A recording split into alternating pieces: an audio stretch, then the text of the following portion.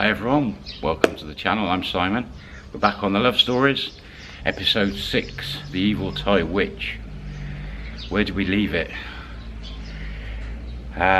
Joy had just got her second 2-year visa, which was right of abode, right to remain, which means she is going to stay in the UK for the next 2 years, and then she'll be eligible to get British citizenship and a passport. Now this is about 17 years ago. She's about 25 now. She's married, been married for 2.5 years to Errol, and she has now got 1 child. This is probably the start of the story for me. There is a little tribe. She's got 3 girlfriends who've got Farang husbands that she's in and out, talking to, not talking to.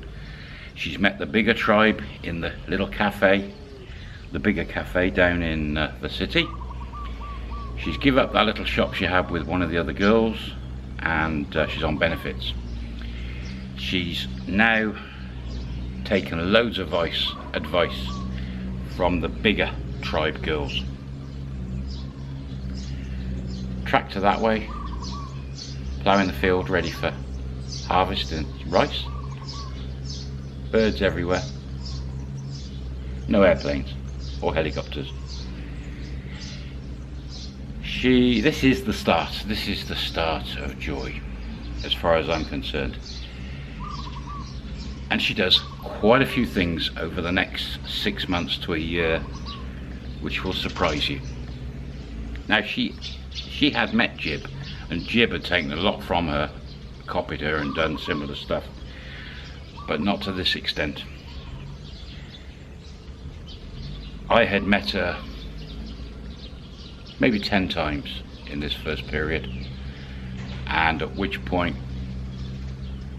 didn't see her much, just heard a lot of information from her immediate friends who were friends with us and the other foreigners.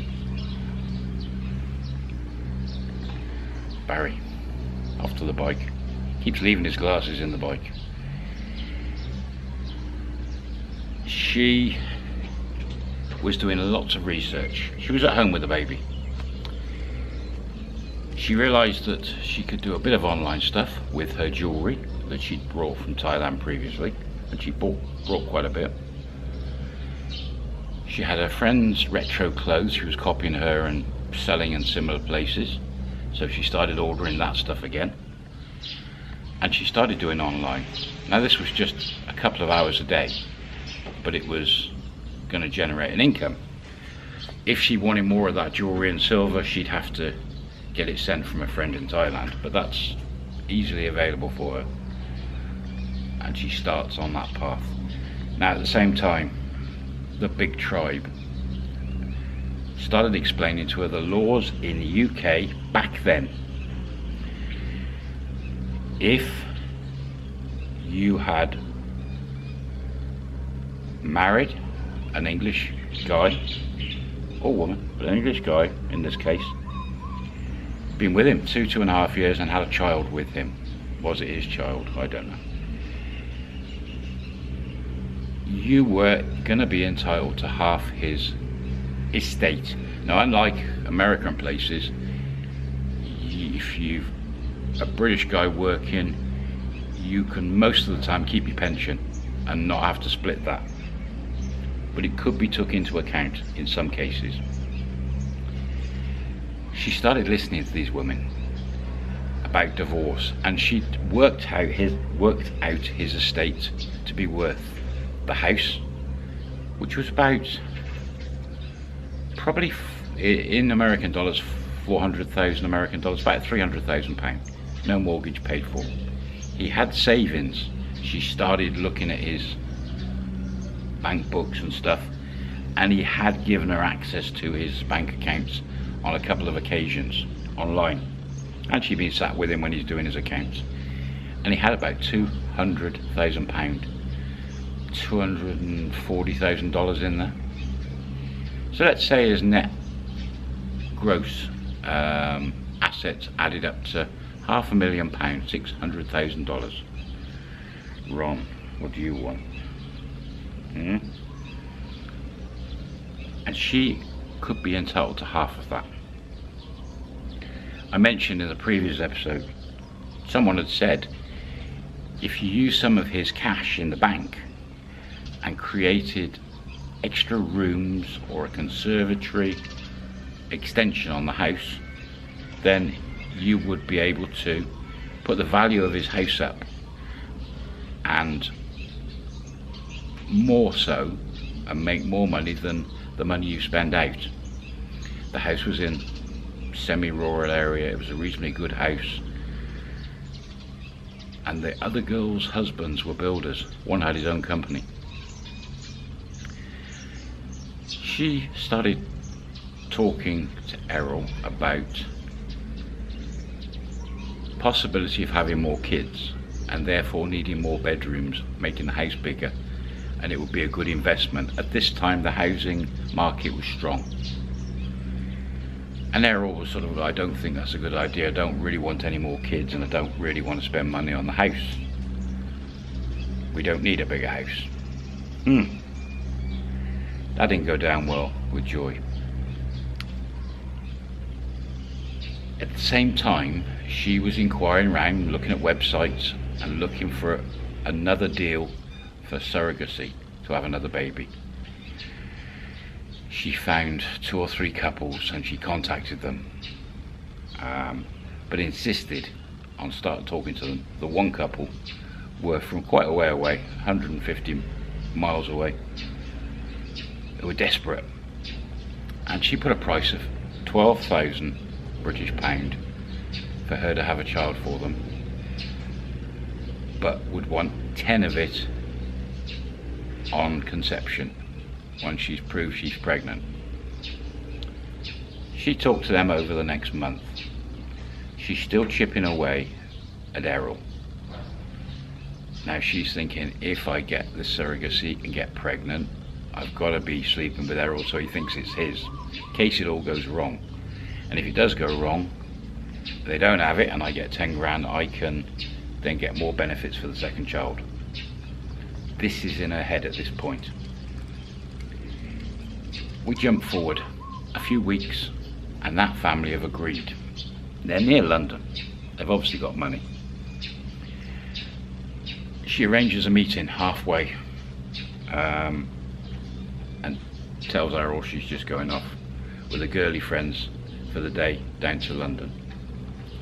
She goes and meets this couple and they agree to the terms, and again she'll just be, the guy will be supervised by the woman and they'll just be, he'll try and inseminate Joy. They've all agreed, and once she's pregnant they will give her £10,000 and then 2,000 at the end. Fine. Just jumping forward a little bit, over the next 2 months she travels up halfway, he comes down with a girl and they get a motel in the daytime, go through the rituals. It takes about 5 weeks and she gets pregnant. Jump back a bit to before these trips to the hotel. She knows that she's going to be getting pregnant. She knows that she's got to sleep with Errol. She starts doing that and she starts telling them she wants another child. She wants another child. And she starts pressing him, saying, I want another child, quite forcefully.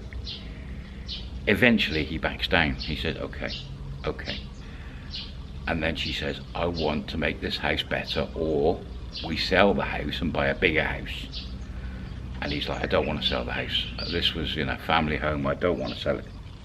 There's room at the back to put what we call a double extension, 2 rooms downstairs, or a big open plan room downstairs and a couple of bedrooms upstairs. She keeps talking to her friends, and eventually her friend with the builder husband, who's got his own business, agrees to come and look at the house. And she tells Errol, look, this friend of mine, her husband's got a business, he's coming around, let's get prices, let's see what it's worth. At the same time, let's get a value of the house officially. and then if I can prove to you we'll make more money by doing this, will you consider it more? And Errol's, okay.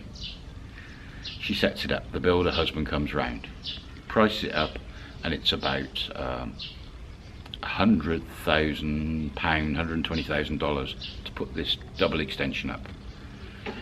They get an agent into the house a day or so before, and he values the house currently at about 390, £300,000, 360 whatever US dollars.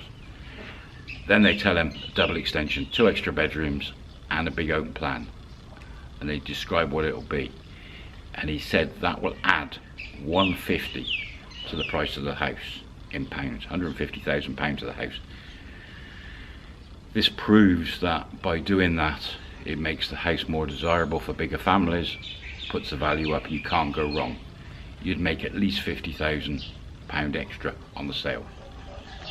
Errol sees this and thinks, wow, that's free money and we get a big house, and what a great idea, how wonderful you are, Joy, you're amazing. She says to him, you've got money in the bank, we do a fixed price with the builder. And she's all her friends are telling that, and the builder's helping and the wife's helping. They agree. So she jumped forward again, she's got pregnant. She tells Errol, I'm pregnant. And he's like, wow, that was quick. He still didn't twig what was going on. They get the builder in, builder starts, they agree. And Errol agrees. He's not really got anything to lose at this. It's a good move. It's going to make him money in the long run, so it all adds up. She's starting the online work, it's working okay, she's making a little bit of money, she's got her benefits, she's got a nice car. So nothing really nasty. What she's doing is actually helping her foreign husband increase his portfolio, value, assets, gross worth, and he's going to have another child. Wonderful. She's back talking to the big tribe ladies, and a lot of these are older ladies, and mostly Thai, who've been around the block so many times. And she's told them what she's doing, and they're in awe, and they're like, fair play, you're going to get 10 grand any day. Well, she's got pregnant, so she's told that couple. So the next meeting is to pay her the 10 grand cash. She's going to get 10 grand cash, which she'll stash somewhere. And go in the workshop. Barry is sawing a bit of metal, making noise. Workshop. What's he like? Oh dear. Sorry if it keeps going dark and light here. It's so hot I can't get in the hammock round the back. A couple of days go by, she goes and gets the 10 grand. All sorted, everything good, that couple's over the moon. Next time they meet is when she gets some scans done so many months in. They did agree that if she loses the baby, that they should get pregnant again, but won't have to pay again. So that's good. The building goes on. Now, Joy's not happy. She's making a little bit of money online. She's got the 10 grand. Building's going on. She's now asking this girl, whose husband's the builder's company, can you ask your husband, is there any way of actually making this even more money for us? She chats to him, and he said, not really, because you've hit the ceiling of this property.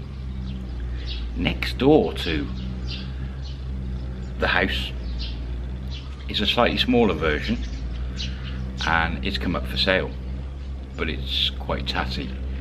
Older lady, passed away, needs a lot of work.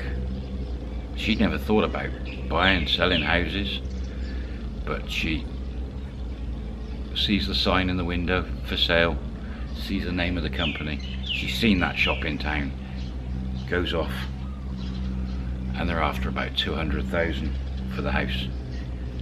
She starts talking to Errol. Errol, why don't we buy that house next door and fix it? We've got these builders. We could then sell it for a good profit. No, not interested in the slightest. Really, no way, absolutely not. And she sees that it really ticked him off. So she's like, I'll sit on this one and think about it for a little bit. There's a good market, so the house will be snapped up quick. But she was looking at that. Clever girl. Uses more money, but then it wouldn't be enough. Everything goes on and the house gets finished. Extension done, it's beautiful. Errol's over the moon, he pays the builders, they get their 100,000 quid or whatever it is. And another 4 or 5 months before the baby's due. All good. Errol's back to his train spotting. And I did promise a subscriber I won't knock train spotters, so he's back to his adoring trains, gathering numbers. Back to work. She's now got a bigger house. She's gaining face with all the other Thai girls that she's bigger house, more bedrooms. Up the ladder she goes. They know she's doing the baby thing as well, and they're like, wow. She's winning. She's gaining face. Unlike that chicken that's gonna lose its face in a minute. If it's the white one, it's going to the monks. Good. She's winning. She's starting on the path of making money. Don't miss the next episode. Let's talk divorce. Or will we? See you for now. Bye bye.